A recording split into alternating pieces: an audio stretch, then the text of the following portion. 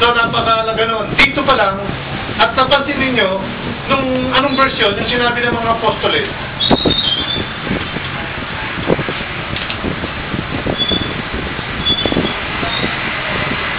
nung sinabi niya na, ngunit sinabi ni Pedro, wala akong pila at pinto, ngunit ang nasa akin ay siya kong ibinibigay sa iyo.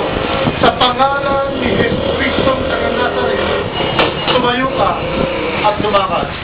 Bakit binanggit? Ano ibig sabihin pag binanggit niya na sa pangalan ni Jesucristo taga Nazaret?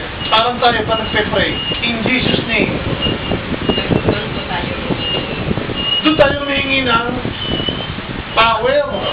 Eh parang sinasabi nila ang mga apostoles, sa pangalan ni Jesucristo taga Nazaret, tumayo ka at pagagalingin ka, parang gano'n. So, ibig sabihin, doon nang gagaling yung power. At hindi inaako ng mga apostoles. Tama niya?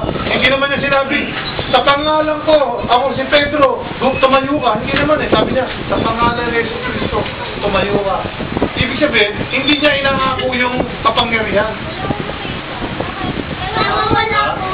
Tayo po, pag nananalangin tayo, nagpe-pray tayo, may hinihiling tayo,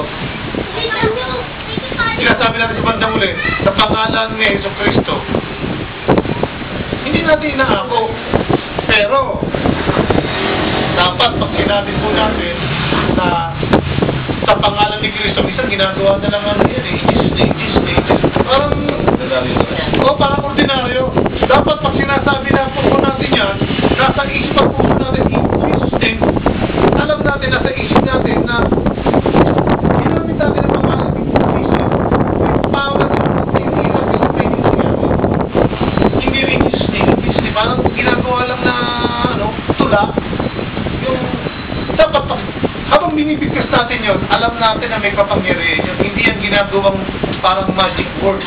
Talagang dapat with faith, may pananampalataya. Kaya bawat bitaw natin ang pangalan ni Cristo, dapat may halong pananampalataya sa isip at sa puso. Dapat nanggagaling yun.